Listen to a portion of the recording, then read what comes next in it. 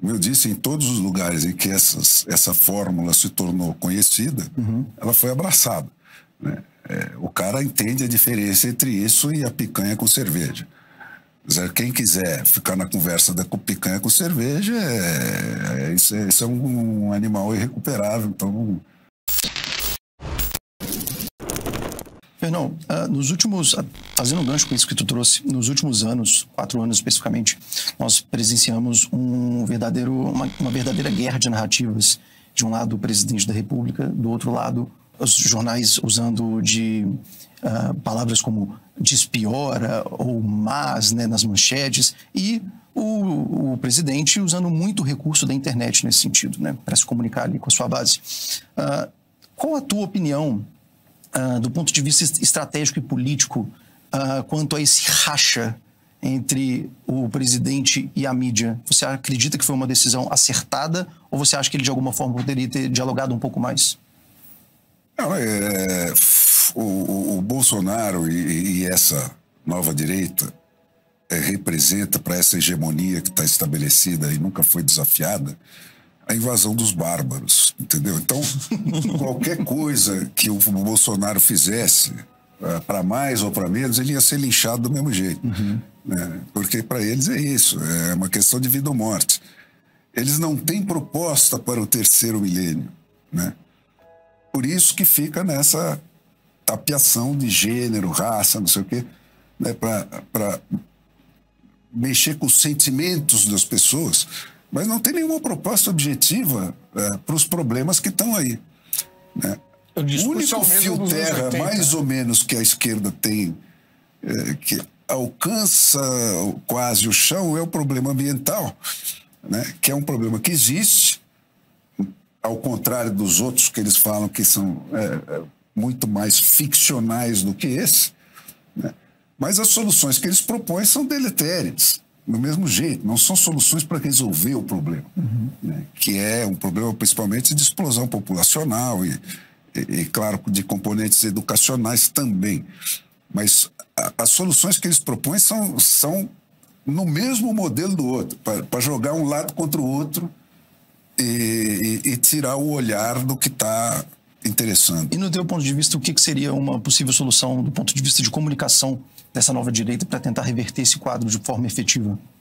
Eu acho que ela tem que abordar o problema essencial, né?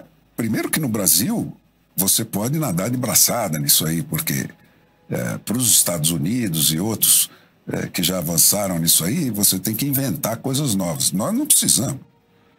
Nós precisamos copiar o que aconteceu no século XVII. Que está estabelecido, que é isso. Quer dizer, a humanidade se divide entre o momento em que você era regido absolutamente pelo dogma, né, e o momento em que o fato passa a ter o privilégio, né? A razão passa a ter o privilégio, e não o dogma, né? Isso cria a ciência moderna, cria a democracia, que nós conhecemos, cria tudo isso, né? E aí é que está o tema que precisa ser debatido, né? Como é que nós ligamos esse disco voador que flutua sobre Brasília, né, e que manda raios para cima da gente, né? Como é que nós ligamos esse troço ao fio terra do país real, né? E essa tecnologia está super dominada, né? Que é isso, é voto distrital, retomada de mandato, recall, né? Iniciativa de lei, referendo de lei e o sistema moderno dos americanos de eleições de retenção de juízes, que é a forma mais acabada de controle externo do judiciário, né, pelo povo, né? Com isso, né, eles passam a trabalhar para nós e não nós a trabalhar para eles.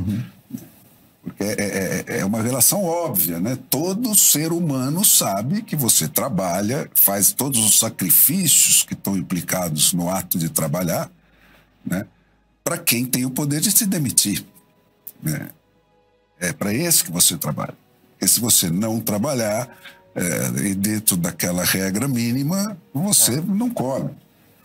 Tá certo? Então é isso. Você precisa submeter os políticos a essa mesma regra. Mas e como fazer isso, uma vez que hoje os políticos têm um poder que acho que vem se provando maior do que muita gente esperava, né? E fazer com que uma pessoa abra mão de poder é algo extremamente difícil, né? Extremamente difícil, mas se você lembrar, faz pouco tempo, até vocês que são jovens, têm essa experiência vivida, né? Nós derrubamos um governo do PT. Eu achava que era impossível, até a véspera de acontecer. Mas aconteceu. E por que aconteceu? Porque você ainda tem algum nível, né, de ligação, porque o Congresso é um poder eleito, né? E se o povo demonstra conclusivamente, né, que ele está querendo alguma coisa, essa coisa acontece. O Congresso acaba por atender isso se a pressão for suficiente. E foi o que aconteceu. Começou com umas manifestações lá em 2013, foi desaguar. Se você fosse analisar o Congresso, a base da Dilma era ampla, ela se manter no poder, mas o povo na rua... O povo na rua tem uma força irresistível, né? Por isso que o sistema dos contra é baseado essencialmente na censura. Porque essa fórmula, que é uma obra conjunta dos suíços e dos americanos, né, primeiro, voto distrital puro, por quê? Porque você está num sistema de representação. Esse é o maior obstáculo do Brasil. Você tem um sistema hoje que dos 513 deputados tem 20 e poucos que são eleitos com votos no nome dele. O resto foi eleito pelo dono do partido, que distribui a sobra de voto do jeito que ele quiser. Ninguém representa ninguém, né? E depois que você depositou o seu voto na urna, você deixa de existir como cidadão. O cara pode invadir a tua casa, chutar a tua bunda e você não tem como reagir. Entendeu? E podendo isso, o cara faz. O político voa se o povo lhe der asas, né? Se não der, ele cai, né? Então, primeiro é o voto distrital, que é o único sistema, a única tecnologia eleitoral que permite que você saiba exatamente quem representa quem dentro do país oficial e do país real. Porque funciona como? Você quer ter 513 deputados, você tem que dividir o Brasil em 513 distritos eleitorais, mais ou menos do mesmo tamanho de população. Não do mesmo tamanho geográfico, né? Mas com a mesma quantidade de eleitores. Como o eleitor é um conceito menos objetivo, eles usam o critério de população. Porque dentro de uma população tem sempre a mesma proporção de eleitores e não eleitores, de menores de idade e tal. Então, por quê? Porque esse é o critério objetivo que você pode medir.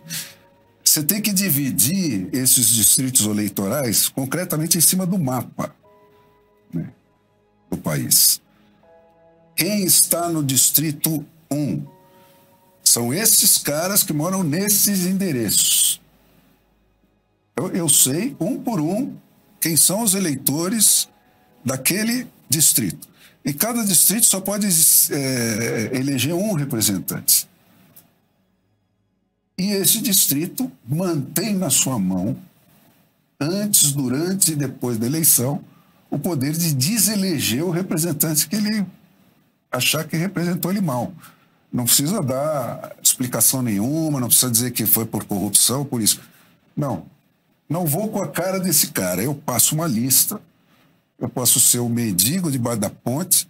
Se eu colher 10% ou 15%, varia entre cada estado nos Estados Unidos essa proporção, né?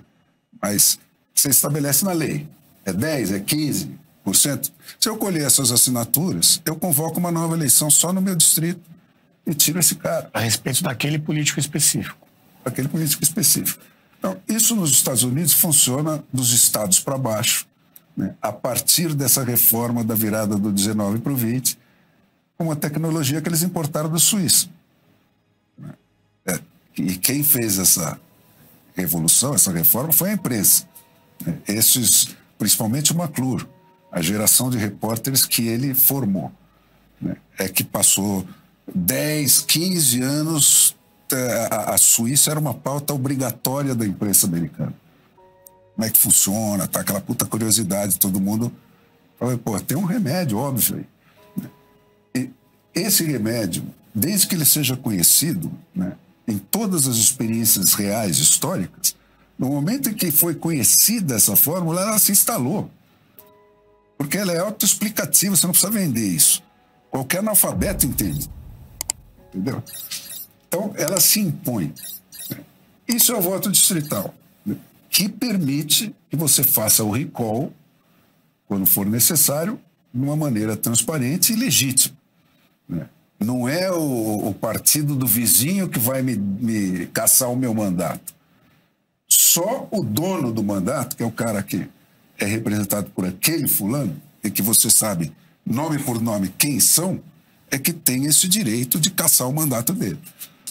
Fernão, recentemente, com todo esse embate entre executivo e judiciário, principalmente, você sugeriu uma solução para resolver isso, né, em relação a tempo de mandato, como é que seria ali uma limitação melhor de poderes e de contrapesos para evitar... Não propriamente de tempo de mandato, mas, quer dizer, o problema do Brasil é esse, cara. As boas regras até existem, né? O Senado tem esse poder, né? O problema é fazer com que o executor da boa norma execute a boa norma. Isso. A questão das decisões monocráticas, eu queria que eu ouvisse um pouquinho de você essa... É isso aí, você tem que acabar com decisão monocrática, não pode mais, né? Decisão monocrática é aquela que é tomada por um único ministro. Por um único ministro fora do sem levar pleno. Plenário e tal. E isso cria o quê? Estrelas, né? Então, acabar com televisão, não pode ter nenhuma manifestação que não seja do conjunto, do tribunal, não do fulano, do Beltrano. Nos autos. Nos autos. Só pode se manifestar nos autos. Não pode, falou fora dos autos, demissão automática. Sem conta do Twitter, sem conta do Twitter, sem nada disso. Então, só essas duas aí já resolve metade do problema, né?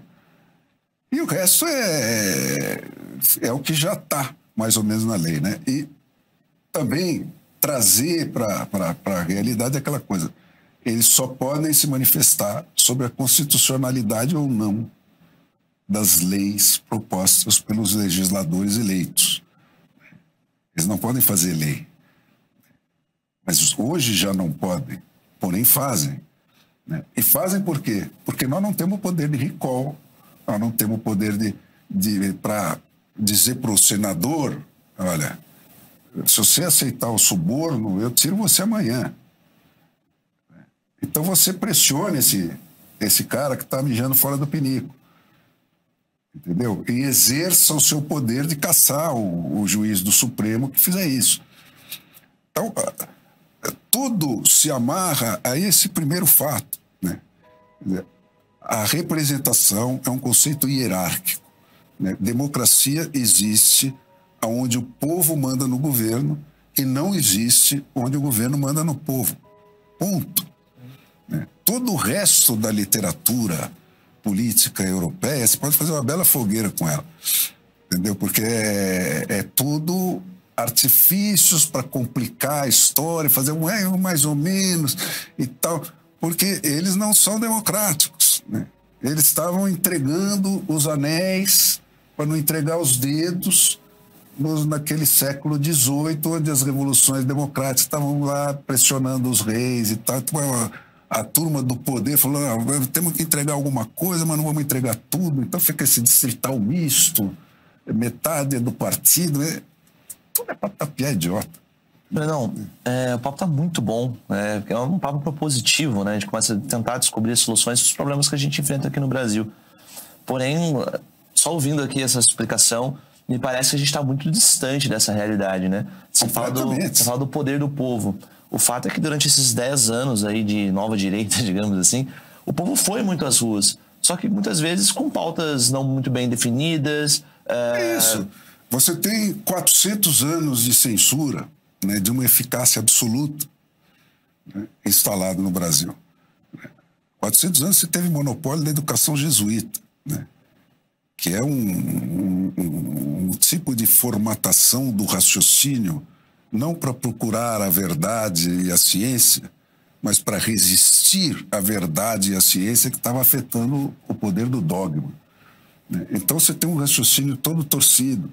Isso é difícil, né, de romper, né? E tem uma censura instalada, né? Eu passei da minha vida como jornalista profissional 60 e tantos anos procurando saber isso. Eu nunca tinha visto uma cédula numa eleição americana, né? E acho que a maioria de vocês nunca viu, né? É um troço do tamanho de um jornal com 5, 6 páginas, né, onde o cara vota 60 coisas. Em alguns estados, 100 e tantas coisas, né? Você vota desde a compra de um carro de polícia, né? Olha, custa tanto para cada um. Uma democracia mais efetiva mesmo. Porque esse sistema distrital, né, os 513 é para quem quer ter 513 deputados, né? No Brasil daria 400 mil e poucos habitantes por distrito federal, né? Então, aqueles 400 mil caras são representados por aquele deputado e tem o poder de destituí-lo, né? Nos estados, isso é menor, né? O distrito é menor, uma divisão pelo número da Câmara, da Assembleia Legislativa que o Estado quer ter, de quantos membros, né? Isso é menor ainda no municipal. Então, nos sistemas filhotes da Inglaterra, o menor distrito é o bairro, né? Ele escolhe o board que vai governar a escola pública daquele bairro. São boards de 7 pessoas nos Estados Unidos, eleitas necessariamente entre os habitantes do bairro, né, obrigatoriamente. Então, são potenciais pais de alunos, e eles é que contratam o diretor da escola e aprovam os seus budgets anuais, né, e podem demitir esse cara. E estão sujeitos a recall. E eles são votados só por aquela turma daquele bairro, né? Então, esses distritos de school board são os menores distritos, mas sempre tem esse conceito, desenhados em cima do mapa, né, com o mesmo número de habitantes cada distrito, né, para que a coisa seja proporcional. Elege, são sujeitos a recall, e um número X de distritos de school boards vão ser um distrito municipal, um número X de distritos municipais vão formar um distrito estadual, e todo esse desenho do mapa só pode ser alterado se o censo indicar, a cada 10 anos, né, o censo indicar que aquele distrito foi muito esvaziado e o outro cresceu demais. Então muda o desenho. E se estabelece um novo desenho que só pode ser mudado no próximo censo. Uma coisa absolutamente lógica e clara. E como a gente leva essa discussão para as pessoas? Porque, como você disse, a direita aqui no Brasil ela tem um movimento de reação. Ela está sempre sendo reativa a pautas de esquerda que, de repente, não são nem pautas econômicas ou pautas estruturais, são pautas mais culturais, né? E eu vejo que as nossas lideranças também aderem a esse discurso mais fácil, de certa forma até um pouco populista, né? Como levar essa questão técnica, super importante, para ser debatida entre os cidadãos, para que eles possam sair na rua. Gente, olha, historicamente, que é onde eu acabei indo beber, né? Porque não achismos eu tô por aqui, né? Eu quero ver onde aconteceu como, né? Foi assim, não tem outra maneira. Em algum momento, por algum ato fortuito ou não, você instala esse novo sistema. E o resto é processual, né? Quer dizer, não dá para reformar o Brasil. O Brasil está num momento que, de certa forma, é precioso, né? Nós vamos chegar em 2026, né, prontos, com o país pedindo uma receita nova. Tá certo? E o que você tem que fazer? Você tem que apresentar para o povo brasileiro, né, num volume e com uma extensão suficiente, quais são as soluções que existem para esse problema e que estão operacionais. Quer dizer, não é o que eu acho ou o que você acha. Olha, é assim que funciona lá. Né? Vamos cobrir isso. Né? Todo dia você tem votações nos Estados Unidos. Todo dia tem votações novas. Né? Você tem... eu estava vendo agora, antes de entrar aqui eu estava na sala de espera aí, eu estava vendo, tem 1.700 e tantas leis estaduais aprovadas no último ano, só alterando regras de eleição. Né? Isso tudo são leis que afetam, são reformas das constituições estaduais. Das constituições, quer dizer, as leis de alcance estadual lá são reformas constitucionais das constituições dos estados. Isso tudo de iniciativa popular. Né? E tudo assim, vai para o legislativo. Se o legislativo não vota, ou vota uma lei diferente, você faz a mesma coisa, você passa uma lista, se você colher aquelas assinaturas, você rejeita a lei. Mas você não acha que seria já entrar numa guerra meio perdida? Pergunto pelo seguinte, né? Enquanto a direita estaria propondo novas soluções, a esquerda está ali naquele discurso mais de, enfim, um discurso de assistencialismo, picanha e por aí vai.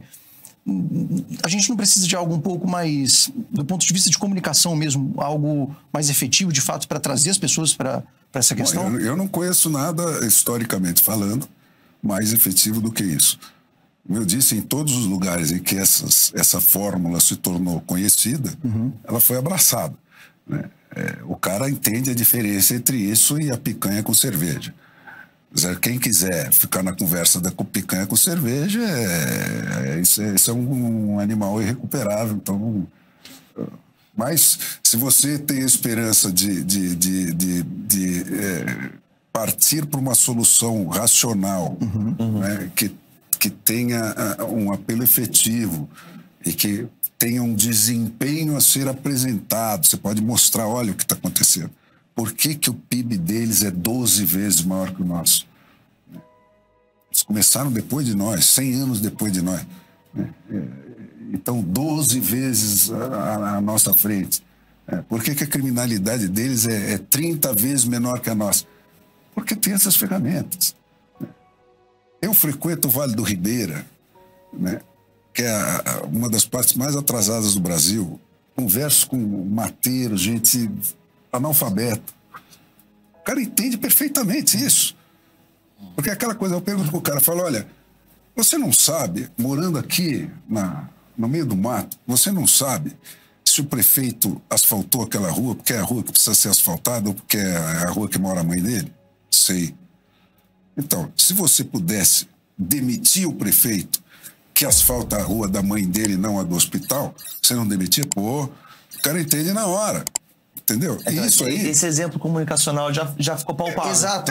É disso que eu estou falando. É injeção na veia, entendeu? É uma didática na comunicação, né? É uma didática na comunicação. Quer dizer, você tem que transformar isso em coisas que sejam praticamente entendidas. Sim. E como eu disse, se você acompanhar, fizer uma cobertura sistemática disso, por isso que a imprensa é fundamental, né?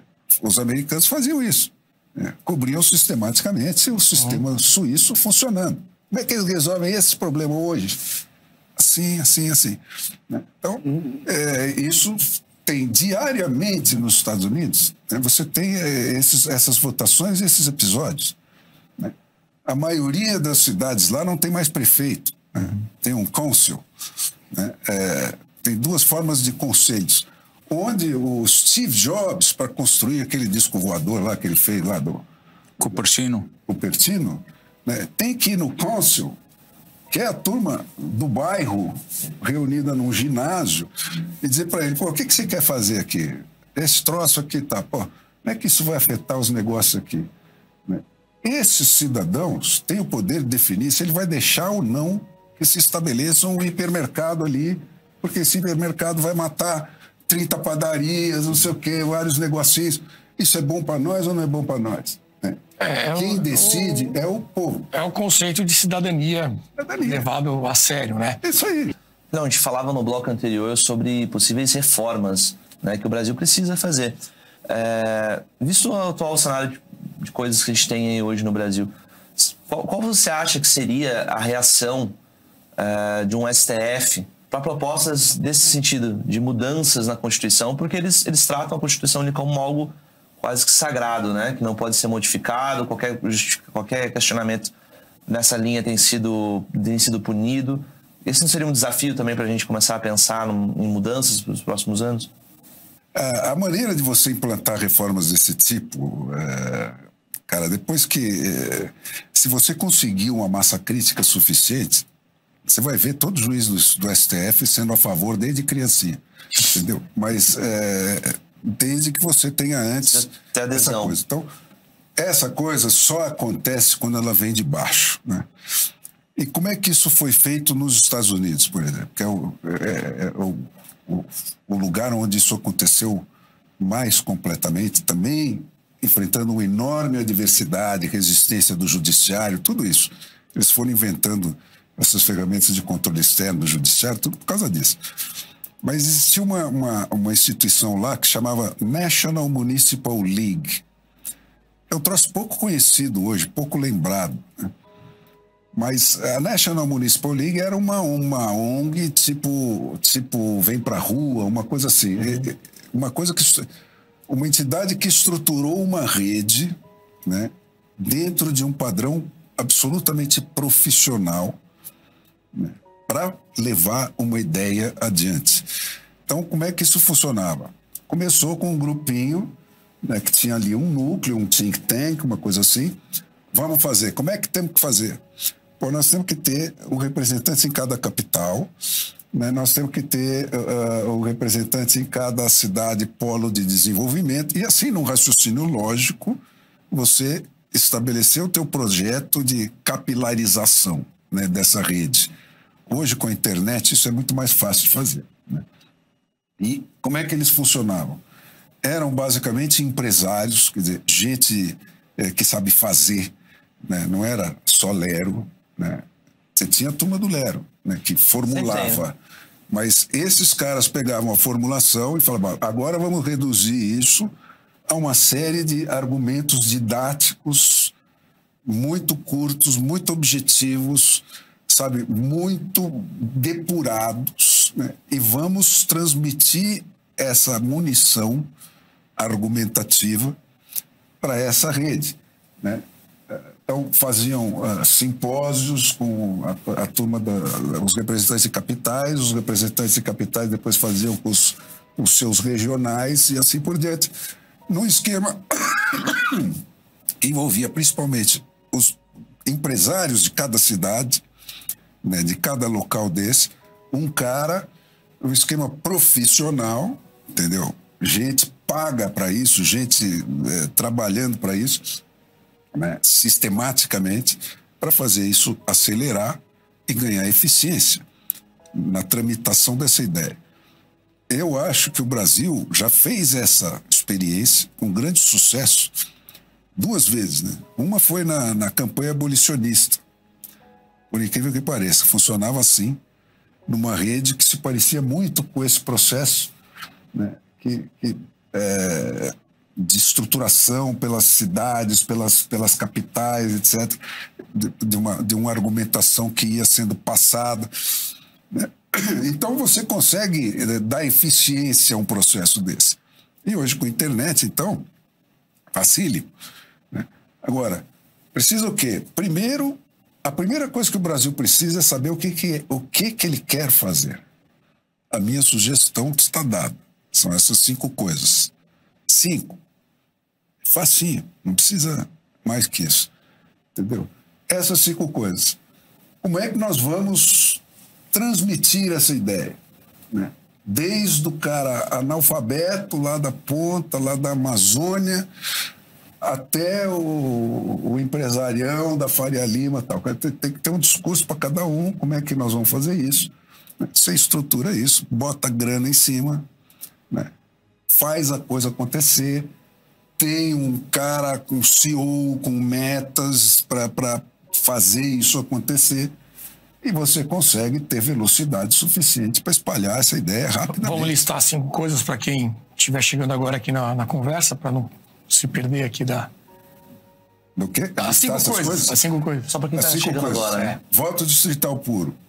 Esse vai ser a maior dificuldade por causa da coisa do valor do voto conforme a geografia do Brasil.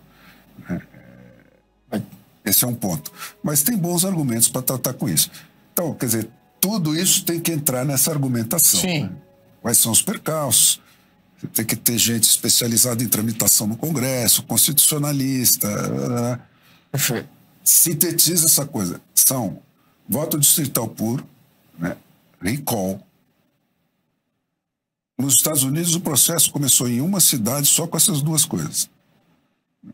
Com o recall na mão, você consegue a lei de iniciativa, de proposta de iniciativa de lei popular, de referendo de lei popular, porque você tem uma arma contra o político para fazer ele aprovar aquilo que você quer que ele aprove. Então, esse é outro componente que tem que ser pensado. Né? Qual é a tática? O que nós vamos fazer primeiro? Vamos fazer só uma parte? Vamos propor tudo? Então, as outras duas são isso. Iniciativa e referendo de lei dão a última palavra sobre qualquer lei que você terá que seguir a quem vai ter que segui-la. E não a quem cagou uma regra na sua cabeça. Certo?